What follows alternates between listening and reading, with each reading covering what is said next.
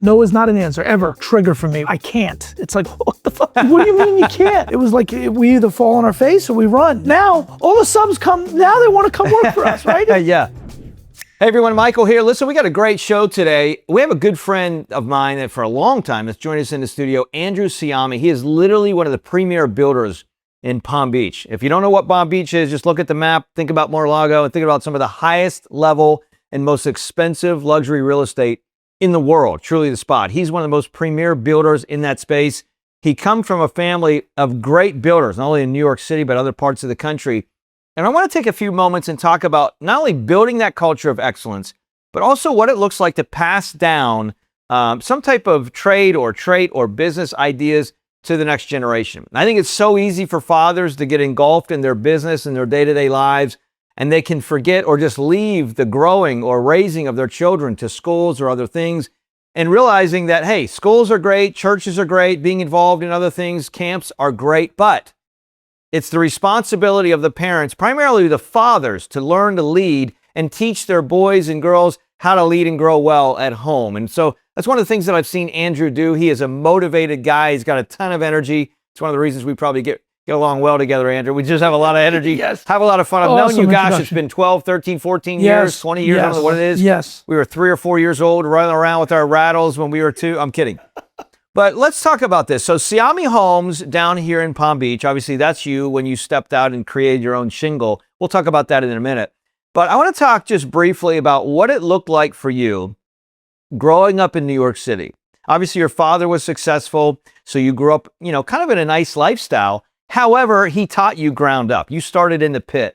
And I think that was important. He brought you along the way instead of just kind of handing the silver spoon, which gave you the basically desire to go launch your own thing on your own, which is why you've been so successful. But he gave you a lot of tools along the way. And then you took those tools and you continued to develop them and kind of create your own brand and uniqueness along the way. Talk real quick about what that looks like in your opinion, what it looks like to be a father. You were a son then, now you're a father, now of 4. But receiving from your father some of the things that he taught you along the way and why that mattered. Yeah, I don't think it's a bad thing that I was spoiled. I think it was good that I was exposed to that lifestyle. I think a lot of people get into, I don't want to spoil my kids, give them too much. I felt quite the opposite. I think that motivated me. I was like, there's obviously going to be an end of life here in the family home and me feeding off my father or my parents. I want to do it on my own. I want to bring this level lifestyle to my family. And I think that's what really motivated. I didn't want to leave that lifestyle. I wanted to just continue it. Well, it kind of shows your kids what's possible. And shows you what's possible. And if you have a shining light or someone that you could emulate, and both my parents had a great marriage, knock on wood. My mom was a stay-at-home mom. She was always with us, always taking care of us, making sure that we had the home values, got to school on time, did homework.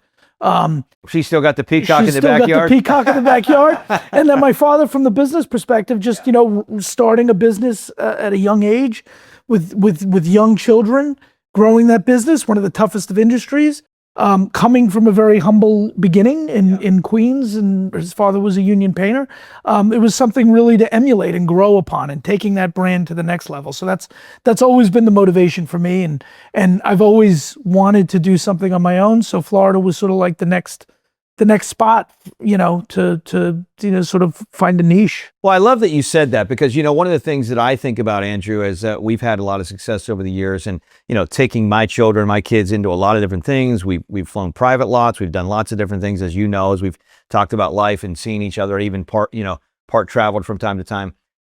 But it's this idea of with your children, how much is enough or not enough. And I think it's just finding that balance of kind of saying, hey, now it's time for you to go on your own. One of the things that I talk to my kids about, and this is something that just as a little side note, is I'm very clear with them, and I have been for the last couple of years, is like, hey guys, guess what? Just FYI, we do nice things, we travel nicely, we drive nice cars, we go to nice resorts, we eat nice restaurants. Not the restaurant, we just eat the food at the restaurant.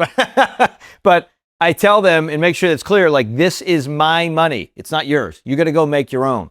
Now, that doesn't mean that you don't leave a legacy. I think there's a lot of great importance there biblically to leave a value and legacy to your children down the road when they are ready for it. But I love that you mentioning that, Andrew, because I think it's important to talk about the reality of what that actually looked like. Let's talk just real quick before you jump to your kind of stepping out and having your own shingle.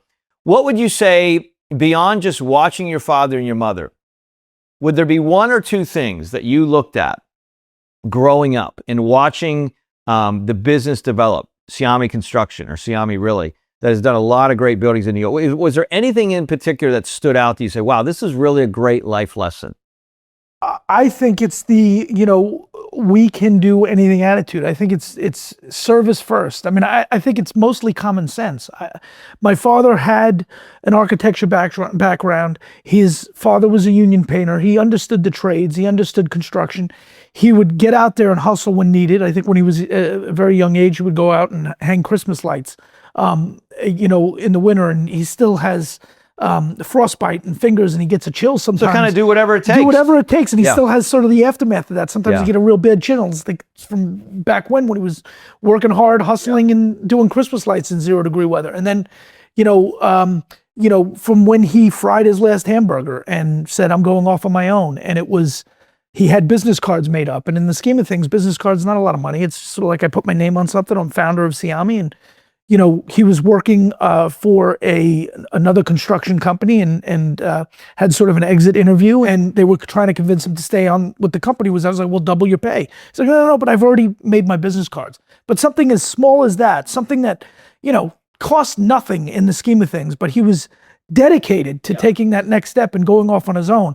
And I think that motivated him. He's like, I'm not going to fail. I'm going to do this on my own. And this is the motivation I need. It's like those little things, I think, are the markers that I try to, follow and emulate. And so this is like watching my parents, how they interact, and watching my dad, how he interacts with clients, and how he interacts with me, and how he interacts with my brother, and how service and customers are always right. And that's, we have to make sure that we're driven, and our core values is all about the customer experience. And it's like, it could be anything. It could be in aviation. It could be in construction. You just need common sense. I did not grow up in a construction background. I did labor work, but I went to school for aviation. I had a passion for flying. I love airplanes. Before you jump into that, Andrew, I mean, one of the things that I hear, I think it's important, is this idea of passion. I mean, that's one of the things that I see with your dad is he constantly had passion and passed that on to you. Yes, and service. And the one thing I always remember, the guy that started JetBlue, the David Nealman guy, it was always something that hit me when I read his book.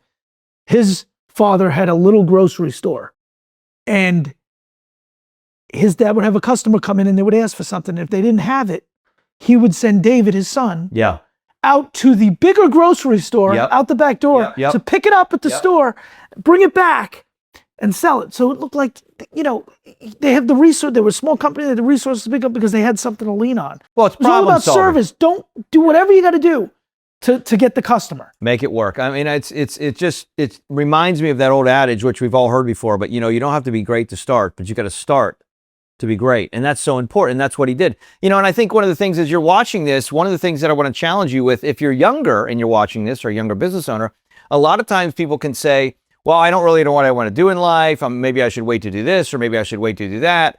And I think the idea and the sentiment, Andrew, that I'm hearing from you of what your father did, and then you adopted that in a lot of ways, and I know I've seen success in this in my life, is start with something. Be committed to something. Work hard on something. Be dedicated on something. Give your best to something. And you talked about the idea of just common sense. I mean, to you and I, it's common sense. But unfortunately, the old adage, there's nothing more uncommon than common sense. And we're literally in a place today where we have lost, in many ways, common sense in our culture today. So the reality of common sense, in case you missed it, it's work hard, customer service, make sure that the client is well taken care of, and they will refer all of the business that you'll need as you do a great job on time and think outside the box. You talked about the JetBlue guy and the idea of problem solving. Oh, we don't have this product, but we can get it. And he got it. And that's a beautiful thing. All right, talk about real quick, Andrew, what it looked like for you. How did it feel for you to go from, here you are working with your dad. You're kind of in a place where it's a little bit of a safety net. It's not, but he owned the company. It was grown at that point, whatever. And then you decided, I'm going to take this leap of faith because I want to hang out my own shingle. You guys are both A personalities, so it's either you go start your own thing or you're going to kill each other. That's part of it too. Right. I totally get that. But at the end of the day, you hang out your own shingle, you take the step, you take the leap, you take the risk. It's a big risk. Yeah. And it wasn't like your dad was like, hey, Andrew, here's $14 million, go start a business. Exactly. Right? You literally went out and started the shingle. Talk about what that felt like and how you knew that that's what you were supposed to do. Yeah, so I mean, I felt a little lost before I left. I felt there was a ceiling for me at the company. I was in the field. I wanted to work more on the office side and managing projects and sort of move up the ladder that way. I think I was maybe pigeonholed a little bit because I was very good at working in the field and pushing some of these projects. There were a lot of big deadlines, and they'd put me in on the job to get them done. And you guys were doing huge projects. Huge projects. So I had the opportunity to work on some awesome projects in the city, and it taught me a ton. But I wanted to grow my Rolodex. I wanted to grow my opportunity. I wanted to take my skills and see what I could do. And I had the personality, and my wife, Kelly, I thank her every day. She took the risk too. She dropped everything in New York. We had a nice apartment. Everything was cush. We leave New York City to come down to Florida. We don't know what's up next for us. We're not taking the salary anymore. We're gonna stay at my parents' place until our apartment's done. We had a little help starting out, and it was like we either fall on our face or we run. And if falling on our face, I always thought it wasn't destitute, right? If we didn't make it, it wasn't destitute, but it was worse. I thought going back to New York with the tail between my legs would have been a lot worse. Not going to happen. Now you're stuck, right? Yeah. So because it was kind of like, hey, Dad, guess what? I'm going to go do this. Yes, exactly. And by the way, there's nothing wrong with that, fathers. There's nothing wrong with your kids getting a little bit of gumption or whatever you call it within them, and be like, I'll show you, Dad. I was literally talking to my kids the other day. I was like, hey, get pissed off at me and tell me you're going to show me something. I can't wait to see it. You need a little chip on your shoulder. And I'll cheer you on. Exactly. You need it. If that's part of what motivates you, it is what it is. My father also. And listen, this is something that you need to be thinking about also. Andrew, I certainly am, and there's lots of you out there that are, but not everybody is, and that is a CEO. That's something that's very important. A lot of people say, oh, I'd like to be the owner of this company or start this brand or be the CEO.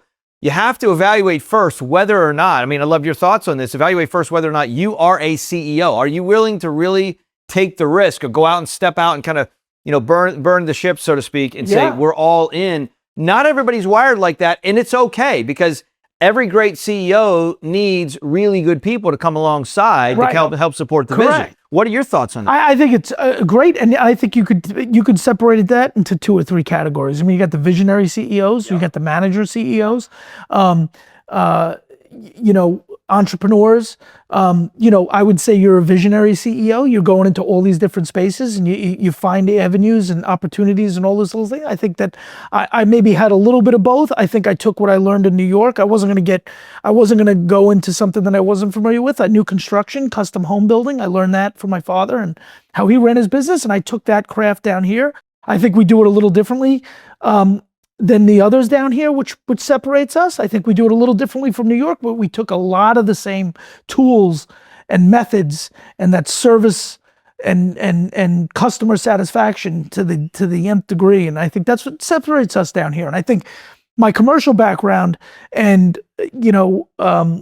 trying to create a very good process for a lot of the sophisticated owners that we're dealing with. A lot of these builders down here, they a lot of them are working out of their trunks, their trunk show, or they work the back of the napkin.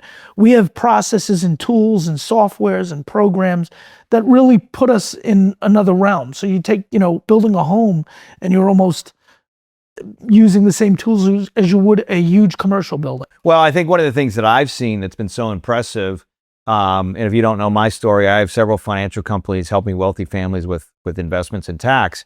One of the things that I've seen, Andrew, because we're in the details on a lot of things, is the level of complexity and detail that you guys know about every job that you're doing is really, I think it's second to none. I've seen a lot of other big builders down here as well that do a great job in the luxury markets of Palm Beach and others, right? But the way you guys do things even is different in that realm, not just the guys with the trucks that by themselves. I'm talking about even compared against other big builders. You guys have done a great job. I don't say that because you're my friend, because I'm a big believer, by the way, of business is business and friends are friends. I've watched what you guys do, and I see how that you do it. The other thing that's so impressive to me is you'll often take trips that don't necessarily need to be taken sometimes, but you do it anyways. And I don't mean that you waste time. You're going to Italy, you're going here, you're going to Canada. You're literally going to shops and you're looking at things. Sure, you're having some fun. Sure, you're building some relationships. Well, you gotta have fun. But you're doing it in such a way that you're enjoying the journey and you're literally in facility. Yes. On the client's behalf, you're going and looking and seeing to ensure that this, whatever we're ordering, this high level window or these high level whatever, is exactly what we planned for. And I think that's so important. And not many people, this is kind of goes to the point of what you mentioned earlier, of if you're going to be in something, get in it. And if you're not in it, get out, right? It's the idea of you're going above and beyond. And just a lot of people aren't going to do that. And I would say, listen, we want to harness the family culture. I want to go above and beyond for my people and my clients. I want everybody in our office to have a good time and a good culture, and it's family, and everybody's friendly in our office. And I take a lot of pride in that, almost too much. You know, hey guys, you got to be careful what you say in the office. But everybody's friends, outside of work, inside of work, everybody's got each other's back. I like that. And, you know, as long as they get the work done, I am totally fine with it. So, you know, tomorrow I'm taking 12 guys down to the tournament. Yep. And we're doing an LVMH store in Miami right now. Yep. So we're going to go see that project and then go see the tournament. And Yep. it's just a way for guys to just like let go a little bit, have fun. We went up to Winnipeg a couple of 2 weeks ago to see a window shop.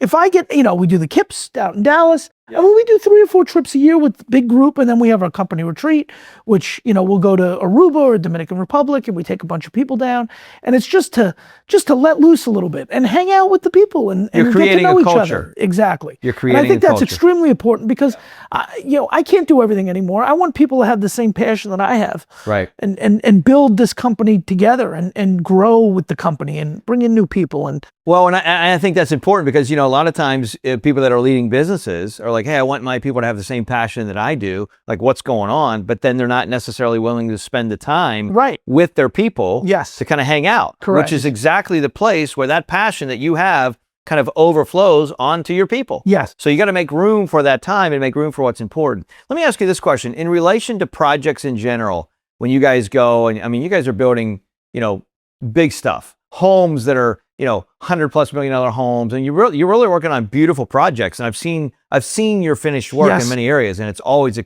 know, exceptional. What would you say from start to finish is in your time of being in the industry, maybe 1 or 2 challenges that you've seen, Andrew, and how you guys have been able to really work through it, push through it? I think it's communication. It's communication between the team internally and the clients and keeping them apprised of everything. As long as you're open and honest and you tell them what's up and, hey, we're dealing with this issue, we're going to try to mitigate it as best we can. You know, what else can you do? So I feel like being very upfront and honest is the most important thing. And listen, we've had our hiccups too. And I think Kelly has been a big, I would say a huge, proponent of that, where, you know, she's helped us out in some disputes where, you know, we learn from our mistakes, and then she has to be the check. And sometimes, hey, listen, let's get ahead of this. Let's let the client know. It's better to know now than later. It's better not to hit them with surprises at the end of the job. Make sure that they're apprised now and you tell them what's up. So, you know, I think that's where you know, I might be running and gunning all the time and making sure that, oh, this one, that. But it really is maybe taking a deep breath, slow down a minute. Let's make sure the client is aware of some of these issues. And that's why we've grown the company to 50+ now, and we're continuing to grow.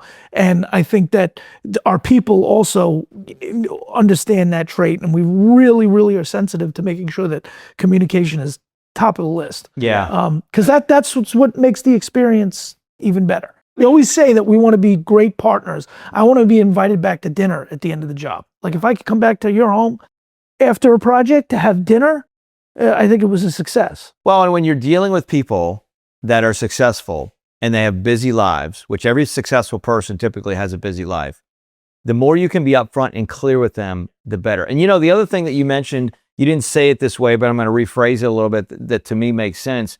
I talk about in business a lot of times, I want to partner, collaborate, connect with people that have been battle tested, because we know stuff's going to happen. There's going to be things in your life that you cannot control. There are going to be things in your life that just knocks you off your rocker. But at the end of the day, if you're working with someone or you're in business with someone that's in a place where they have never been battle tested, they've never been through challenges, then they're in a situation where they're like, gosh, what are they going to do when they get hit by a wave that they weren't expecting, or some challenge that comes up that they weren't expecting? And now all of a sudden you're literally walking with this person in no man's land, and their uncertainty can affect your positioning. So I think it's important to deal and work with people that are battle tested, right? That you kind of have some reason, that they've gone through things and they still standing. They're going to find, as you mentioned earlier with your father and you guys now, find a way. They're going to find a way to get it done. Absolutely. No is not an answer. No is not an answer ever. I mean, it's the one thing that drives me crazy when you say like, not now, or I can't figure that out, or there's one thing that Kelly knows. It's a trigger for me where I can't. It's like, what the fuck? What do you mean you can't? Like you have to. Yes, you can. Yeah. Darren Hardy used to say it this way, which I love. He said, instead of saying you can't or you don't know how, why don't you just say, I'm currently struggling with. However, I will find a way. Yeah, or I won't even say that. Let me get off the phone. Yeah. And I'm going to call somebody that knows. Let's figure it out. And then I'm going to call you back and say, hey, I have a solution, right? I mean, now we got the solution. 100%. That's exactly so I just right. never want to say no. I never want to say What no. would you say over your career, Andrew? I know you've been doing this now about 85 years. 85, exactly. What would be maybe one or two projects that you've worked on that you're just like, man, that was just a joy. It was amazing. Look at what we accomplished. I mean, I know there's been a lot, so it's hard to whittle it down. But if there was one or two, I remember being at the church, by the way, when we remember across from New York, stock exchange. Remember we're up on the ceilings. Yes, I mean, there've been a lot of very cool projects that I worked on in New York City. Sacred Heart was the last project that I was involved with as a general field super, managing a couple of supers.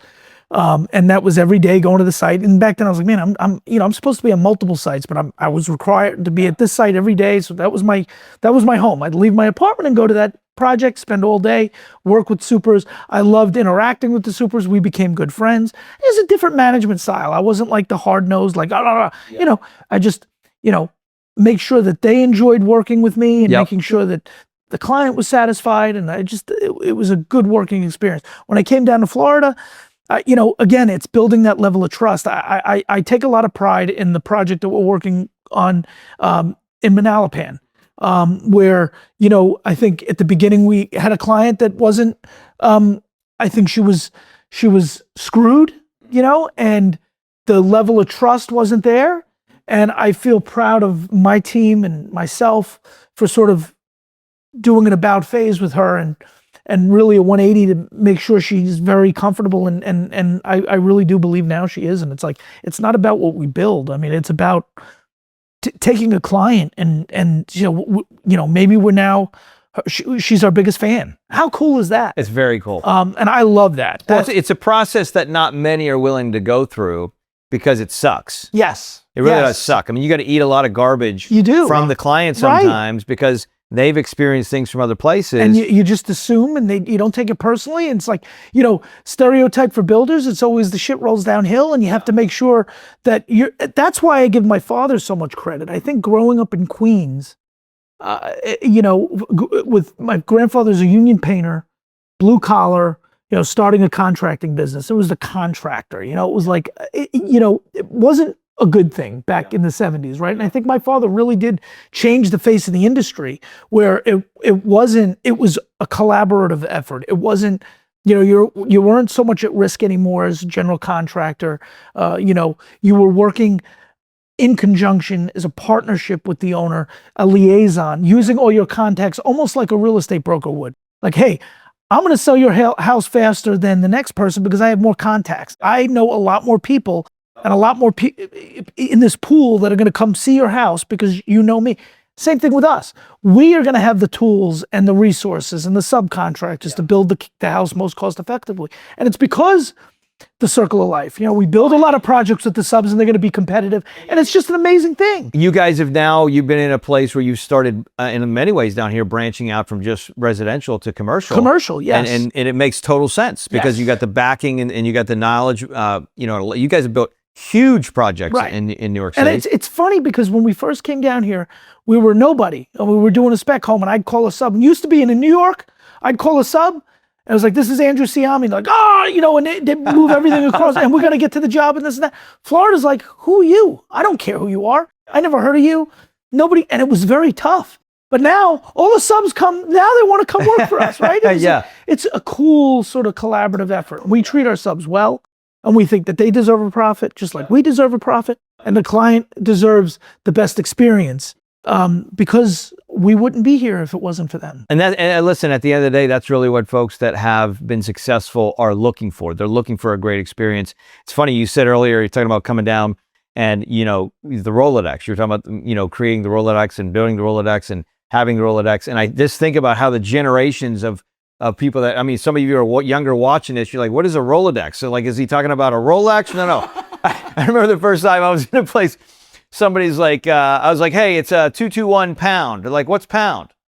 I'm like, it's the thing. It's like 2 bars. Like, he's like, oh, you mean hashtag? I'm like, no. I'm talking about pound. So it's just this generational gap. It's so funny. Let me ask you this last 2 questions, Andrew. I'd love you to just touch on. Number one, what would you say, where do you see Sciame Homes going? So here you are, 2026. You guys have a lot of projects, over 50 employees. You've built a wonderful brand. I'm going to call it a boutique brand that's continuing to grow. Great attention to detail. Like I've been in a ton of your projects, and I can tell you they're exceptional. Not because he's my friend, because I've been there, I've looked at them, and I would say they're horrible if they were, but they're not. And at the end of the day, you guys do a great job. So where do you see Sciame going? That's question number one. Where do you see yourself going? And number two, I want to talk about an idea that we can leave to the generation watching this that's building a company. Some thoughts there. I know your thought probably as far as where you see Sciame going, like the old farmer down home. He said, I don't want all the ground. I just want all the ground next to my ground. Yeah. No, and I don't think it's about quantity. But honestly, what do you see with you guys? I don't want it to be about quantity. I want it to be about special projects. Eventually, when you first come down here, and I still have that mentality, you're grabbing all the low-hanging fruit. You want work. We're growing, and we're going to take whatever it takes. And we still do that. And I still have guys in the office like, why are we taking this job? Well, because I think it's a relationship. I think it's a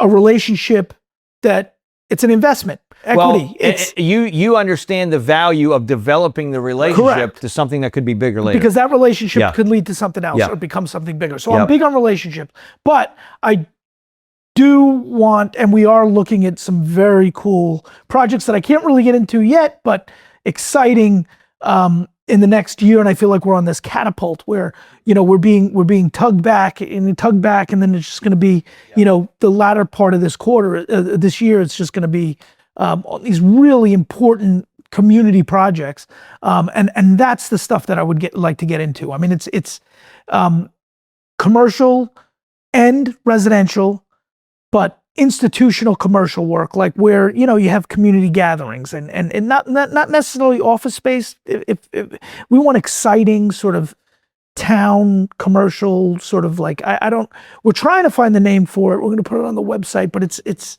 community-based commercial work, where it's kind of a staple in the area. Exactly, a lasting mark. It's timeless. Yeah, when people drive by or they go to a particular town, they say, a landmark. Wow. Like when they exactly. Like when they think of Australia, what building do they think of? Right. Exactly. So it's like when you're going to a town, you're like, that building right there. Oh, yes. I know who built that. Yes. Those kinds of projects. That's the cool stuff. So it doesn't have to necessarily be quantity, but we want quality projects.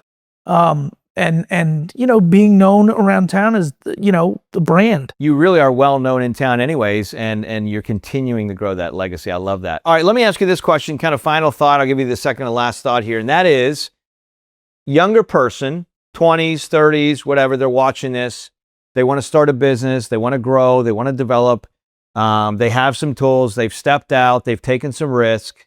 And they're in a place where they're saying, you know what, okay, I'm not in the incubator stage. I'm still developing. Maybe they have 1 or 2 staff. Maybe they're just themselves.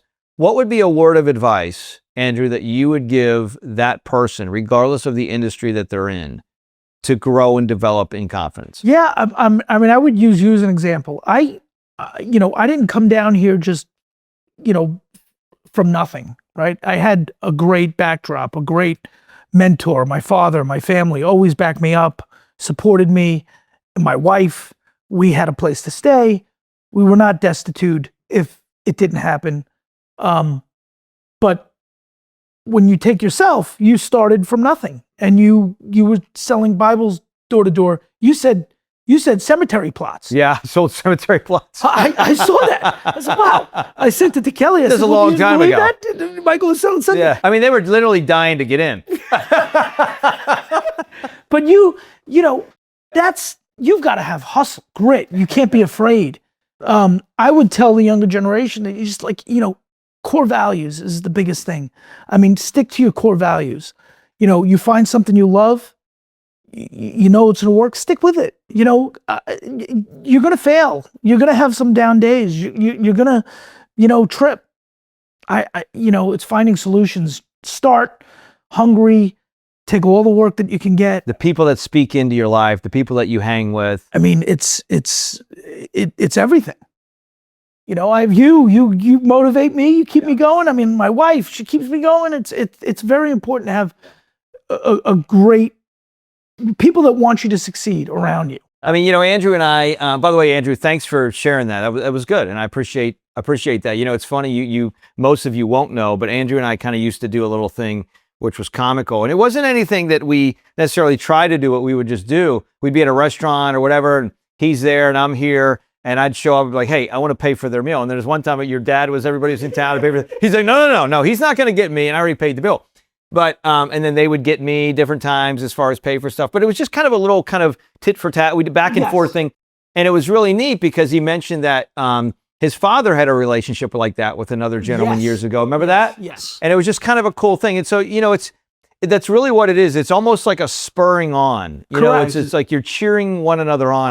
100%, and you lead by example. Yeah. And, me seeing what you're doing, it's exciting. Hey, look what Michael's up to. Look, I got to do something. Yeah. So it's motivating you. Yeah. You're in a place where you're getting into all sorts of different things. And, Yeah. You could always have. I'm sure my father looked up to. Unfortunately, he passed away. But he owned a bunch of McDonald's. Hunt Enterprises, and his children are now growing the business. But he was living the life. Yeah. He grew an unbelievable brand, and worked hard. And then when I knew him and my father knew him, he was on the retiring years. He was starting to slow down, but living it up. So it's like, hey, how do you get there? And it was a lot of grit that got him there. And you got to just realize that you gotta work hard to play hard. I think so too. I love that. So the moral of that story is find someone either in your circle now or find a new circle where you can find someone that motivates and I think you. People have talked about it just recently. If you watch on Survey, I think Larry Silverstein said it and somebody else said it, but finding your life partner, your wife or husband is absolutely so important. Yeah. I mean, they're lift you up when you come home. I remember COVID, we were really stressed out after we first moved down here. Everything stopped and we were going to go into our savings. I mean, there were crying moments, it was like, we built this and now I think we got to go back home.